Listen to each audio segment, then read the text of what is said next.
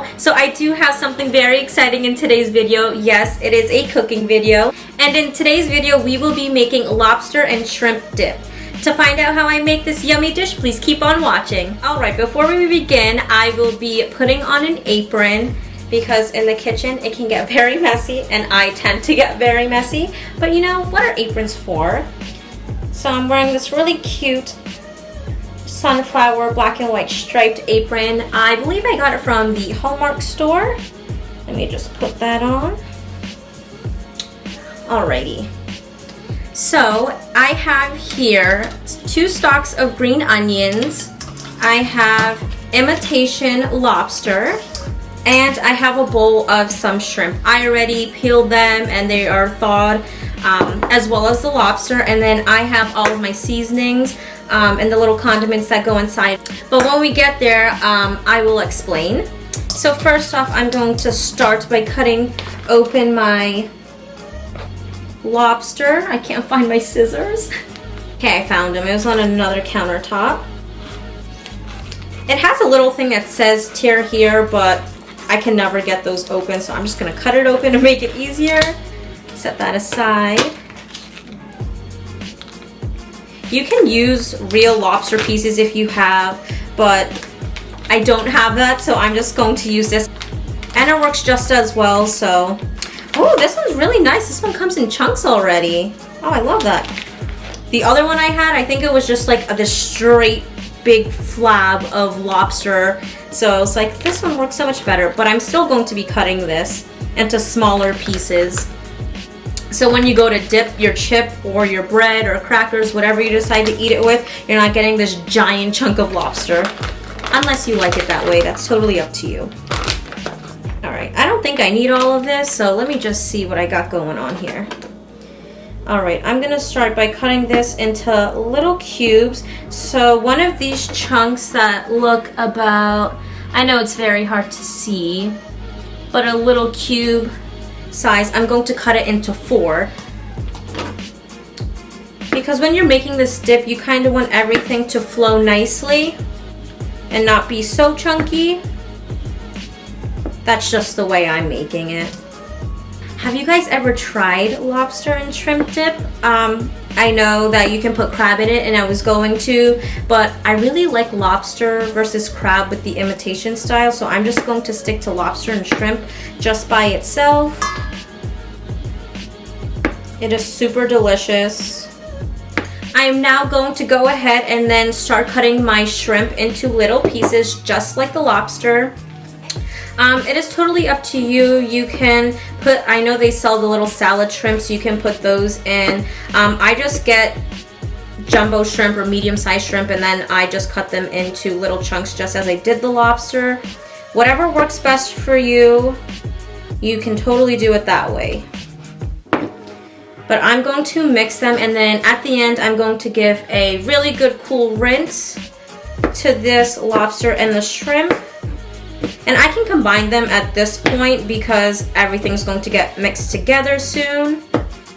And I just like to re-rinse any kind of meat that I have when I'm cooking. So I'm just going to, I already cleaned all of this stuff, but I'm going to re-rinse it afterwards, just so after I'm cutting it up, any loose ends or leftover dirt or anything gets rinsed out.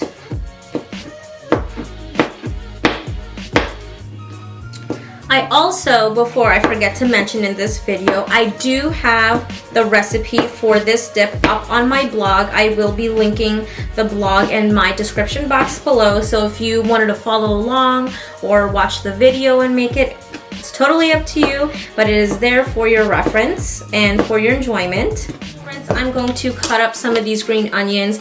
It all depends how you like the taste. This just adds like a bitterness, like flavor to it, which really helps enhance the dip's flavor. I like to start by cutting off the little stalk at the end, and then I'm also going to give this a cool rinse afterwards. So I'm just going to cut everything up in one shot, and then I will be rinsing it at the end.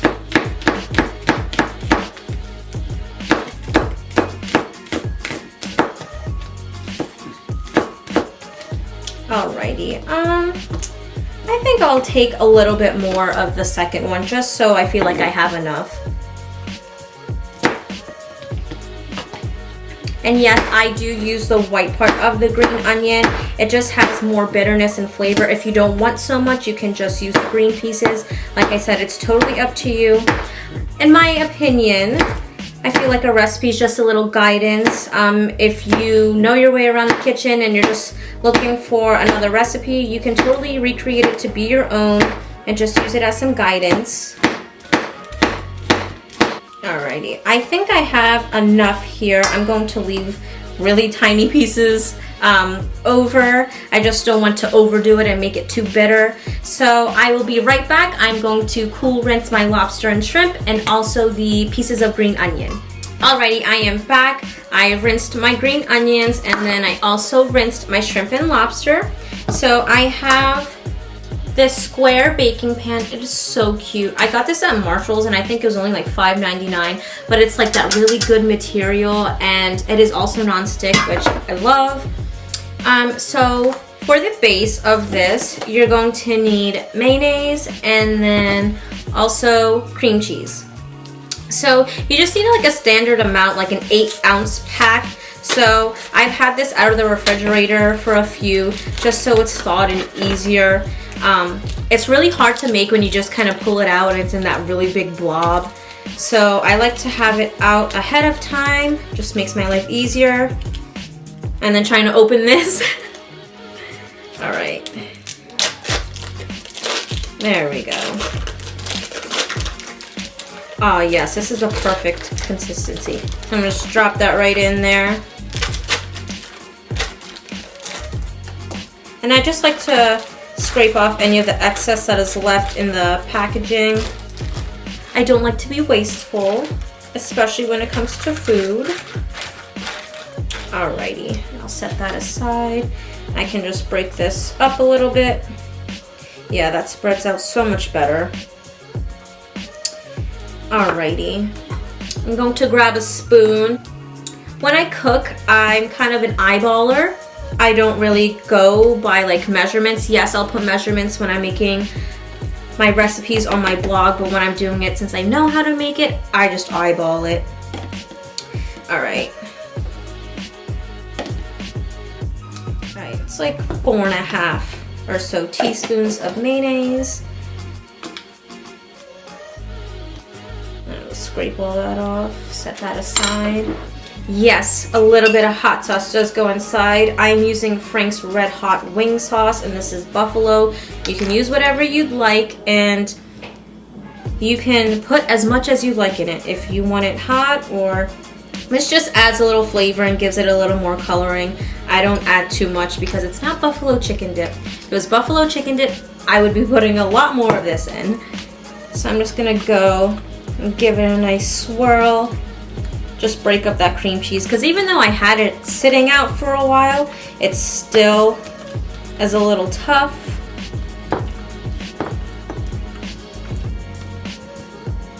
And if it gets on the edges, just scrape it off. That's what rubber spatulas are good for. Alrighty, I'm just gonna go and clean up these ends. My hands are always washed. I wash them like a million times while I am in the kitchen because it is always great to be sanitary, especially when you are making food.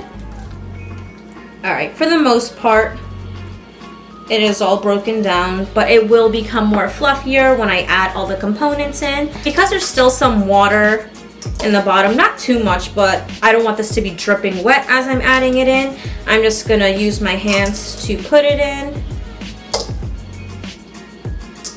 This looks so good. This is also like the perfect snack for like any sports events or birthday parties or barbecues or anything like that. Because you can make it in bulk and then you could just set it out and then everyone can take what they like from it.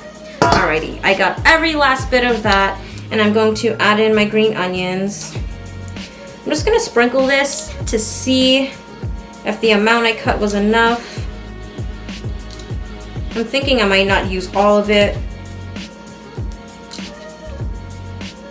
Alright, I think that's good enough. I left some over. I don't want it to be too bold with the green onions. But if you can see, this is what it looks like so far. It looks so good. Just with the colors of like the shrimp, the lobster, the hot sauce added to the mayo and the cream cheese. I'm living for that. And as I said, it looked like a small amount, but when you add all the pieces of the shrimp and the lobster, it just ends up filling your pan.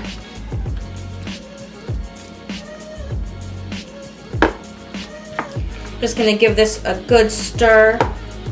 Just mix the ingredients up really well because I am going to be baking this, so I do not want one area just to have a block of cream cheese or mayo. Not going to mix it to perfection yet, even though it might seem like it. I'm now going to be adding my seasonings. All right, I'm going to now add some black pepper in here.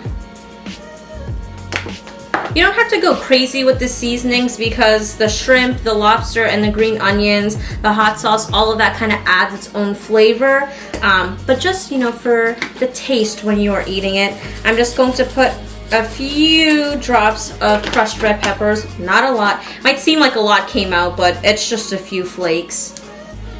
I'm going to put minimal garlic powder, just a sprinkle of that. I have here some onion powder, just a sprinkle. Not too overbearing. Oops. I'm going to be adding some cayenne pepper just to add to that hot sauce.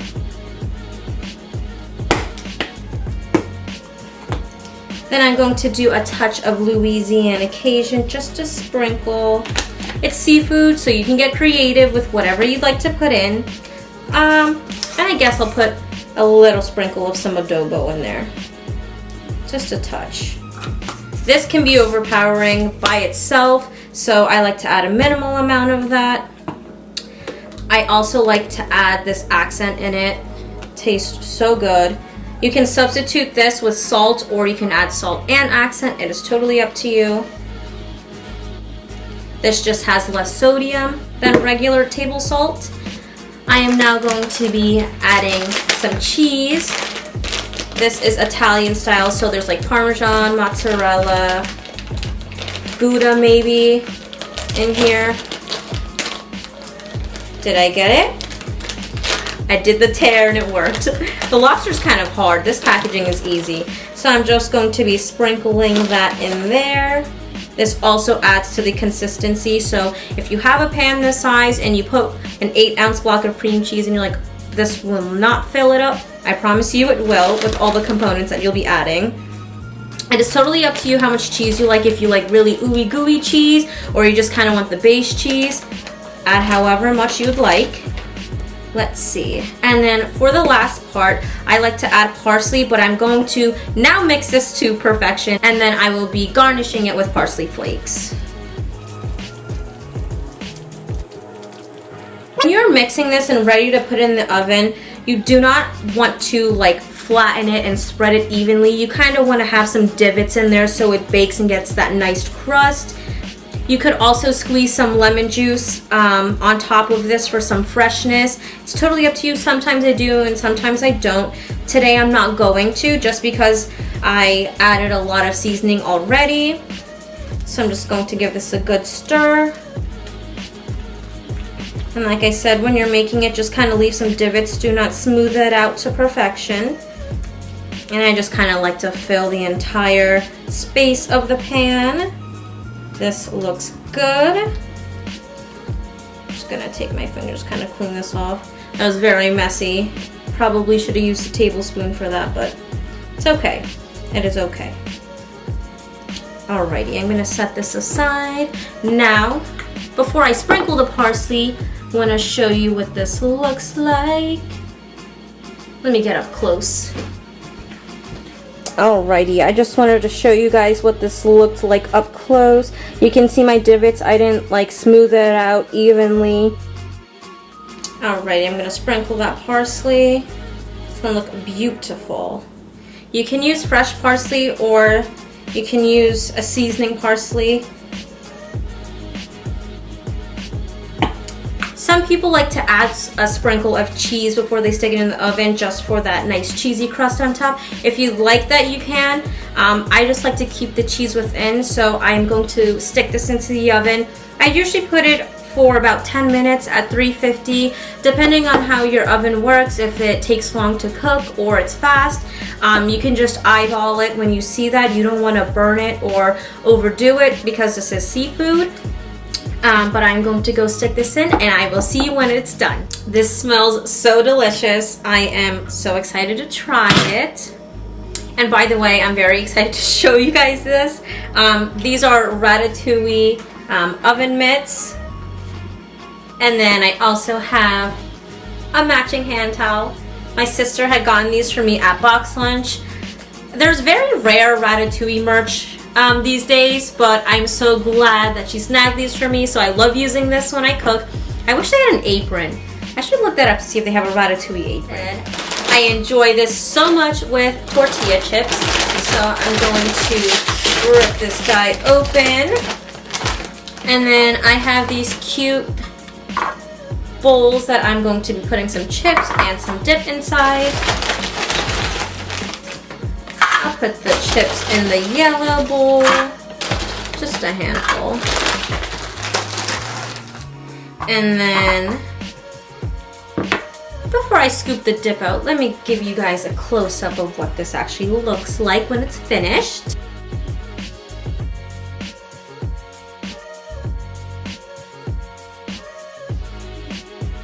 Alrighty, it is now my turn to take a taste. I'm just gonna take the little corner out, rest this aside. So excited. I just took it out of the oven, so it's probably really hot, but it's gonna be worth it, right? I could see the cheese just stretching in between. So satisfying. You can't see the steam, but there is steam coming out.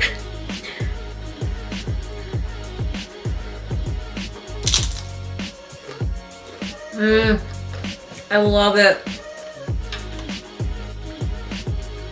It is so good.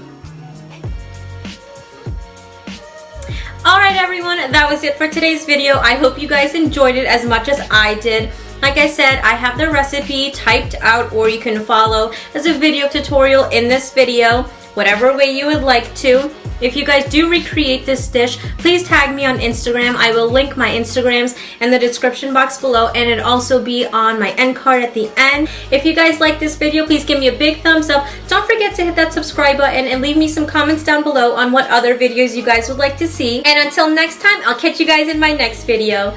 Bye! Mwah!